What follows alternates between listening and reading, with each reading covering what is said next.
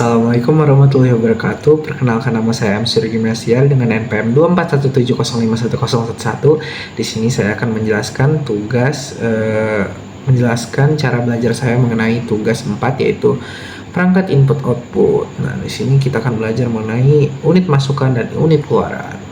Nah, dimulai dari referensi saya itu dari modul yang diberikan oleh Pak Febi, itu ada di silabus. Kita bisa baca di bab 6 itu unit input output. Sistem komputer memiliki 3 komponen utama, yaitu CPU, memori primer dan sekunder, dan perangkat input output atau I/O devices seperti printer, monitor, keyboard, mouse, dan modem. Beberapa besar itu modul I/O atau input output merupakan peralatan antarmuka interface bagi sistem bus atau switch sentral dan mengontrol satu atau lebih perangkat periferal. Modul I/O tidak hanya sekedar modul penghubung, tapi sebuah piranti yang berisi logika dan melakukan fungsi komunikasi antara periferal dan bus komputer. Ada beberapa alasan kenapa piranti tidak langsung dihubungkan dengan bus sistem komputer, bervariasi.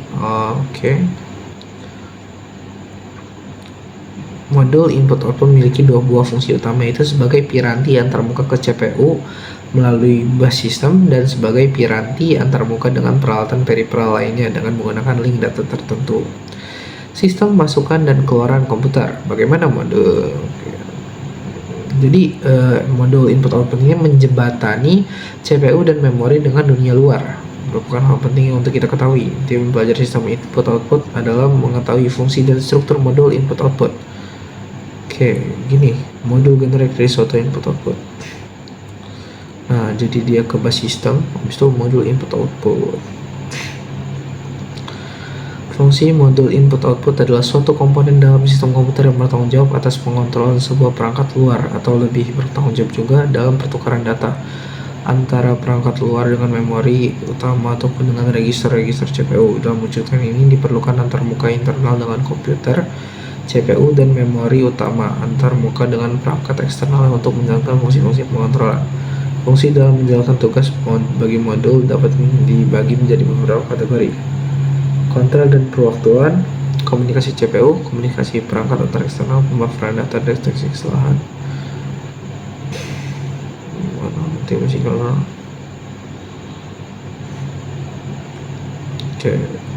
Contoh kontrol pindahan data CPU melalui semua modul input output.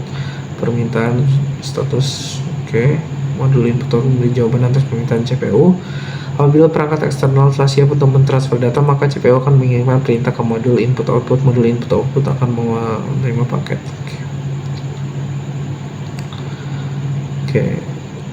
Jadi kita tanya aja sama GPT. Apa sih input output pada komputer itu?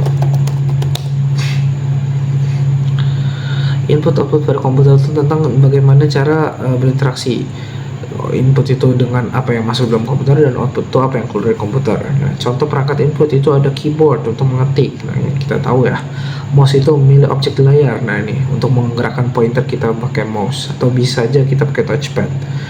Kan ya, karena dia perangkat jadinya mouse. Scanner untuk masukkan gambar ke komputer, dan mikrofon untuk masukkan suara. Contoh perangkat output yang masukkan output atau keluaran itu ada monitor untuk menampilkan gambar atau teks di layar. Bisa ada printer juga untuk mencetak dokumen. Habis itu ada speaker untuk mengeluarkan suara atau bunyi, dan proyektor untuk menampilkan visual ke layar besar. Nah, lanjut prosesnya, kira-kira input device mengirimkan data, habis itu datanya itu diproses oleh CPU, dan output device akan menampilkan hasilnya.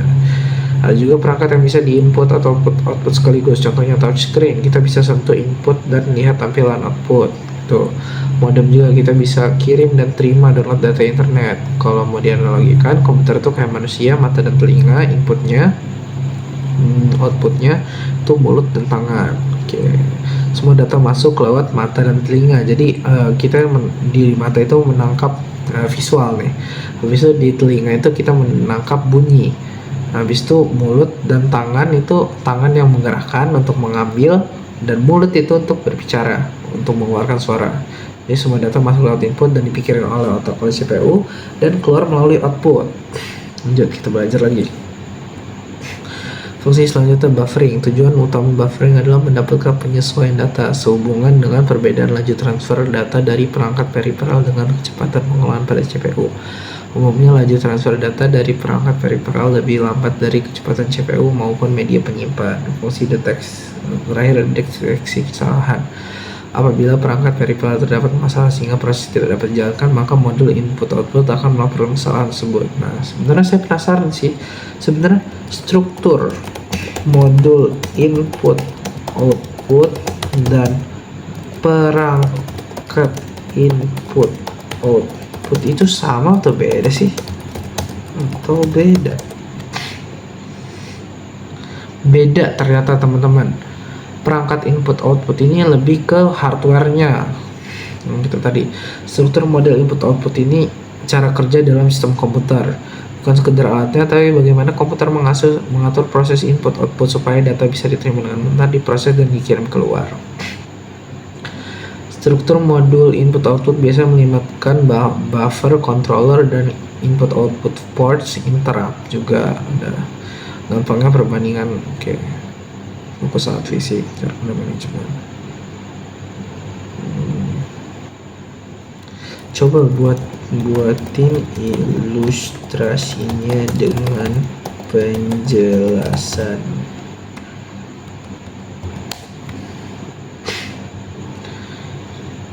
Nah, jadi struktur gini, perangkat input output controller, buffer area, CPU.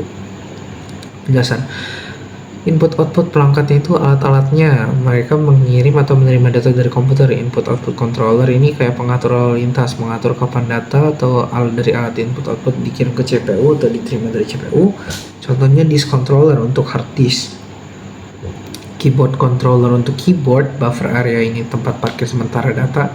Ketika data input datang terlalu cepat, buffer nahan dulu sebelum dikasih ke CPU. Buffer membantu supaya CPU tidak harus menunggu terus-menerus. Nah, CPU otak utama komputer.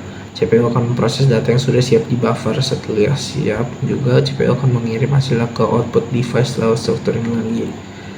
Jadi kalau mau lebih advance dalam modul input-output ada polling, interrupt, dan DMA. Rangkumin polling, interrupt, dan DMA itu apa? Nanti kita skip dulu karena kayaknya bakal ada di sini sih. Coba. Terdapat berbagai macam modul input output sebagai pengembangan. Contoh sederhana fleksibel dari Intel ini Intel 8255A yang sering disebut PPI atau Programmable Peripheral Interface. Bagaimanapun kompleksitas suatu.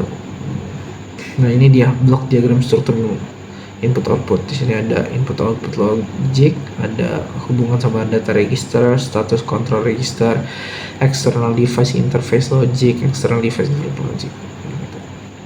Antarmukaan modul I/O itu ke CPU melalui sistem bus. Terdapat 3 saluran data, alamat, dan kontrol. Bagian terpenting adalah logika, blok, input output yang berhubungan dengan semua peralatan terbuka periferal.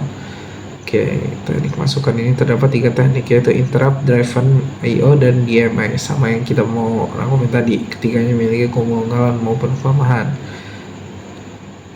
Input output terprogram itu data saling dipertukarkan antar CPU dan modul I/O. CPU mengeksekusi dan memberikan operasi I/O pada CPU langsung pemindahan data, pengiriman perintah maupun tulisan monitoring. Kelemahannya CPU harus menunggu sampai operasi selesai dilakukan. Modul I/O akan membuang waktu, apalagi CPU lebih cepat operasinya. Dalam teknik ini modul tidak dapat melakukan interupsi terhadap CPU. Proses interupsi padanya. Seluruh proses merupakan tanggung jawab CPU sampai operasi lengkap dilaksanakan. Untuk melaksanakan perintahnya CPU akan 4 klasifikasi perintah. Ada control, test, read, dan write.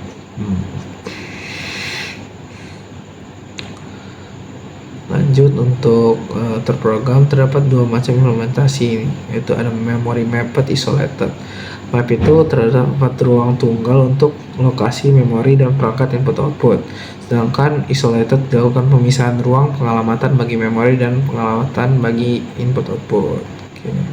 Keuntungannya kalau isolated ini sedikitnya instruksinya, kalau keuntungan memori itu lebih efisien dalam pemrograman namun makan banyak ruang. Kalau interrupt memungkinkan proses tidak buang-buang waktu, prosesnya dalam mengeluarkan perintah. Oke, bersama perintah. Dibandingkan kita membaca ini kan agak kurang ini ya teman-teman ya, agak kurang ngerti gitu kan, karena apa sih ini kita lanjut aja ke minta GPT teman-teman, minta GPT jelasin. Nah, polling CPU aktif bertanya terus ke IO, apakah kamu sudah siap? Ciri-ciri CPU cek satu persatu berulang-ulang. CPU jadi sibuk sendiri walaupun perangkat belum siap. Kelebihan sederhana mudah dibuat, kekurangan boros waktu pada CPU karena CPU nungguin doang. Interrupt, definisi perangkat IO akan memberitahu CPU kalau udah siap. Berarti dia ini bertanya, kalau ini dia memberitahu. CPU bisa ngerjain hal lain dulu, kalau di interrupt baru CPU berhenti dan tangani input output. Nah, kelebihannya lebih efisien, namun perlu mekanisme pengelolaan dan lebih rumit gitu.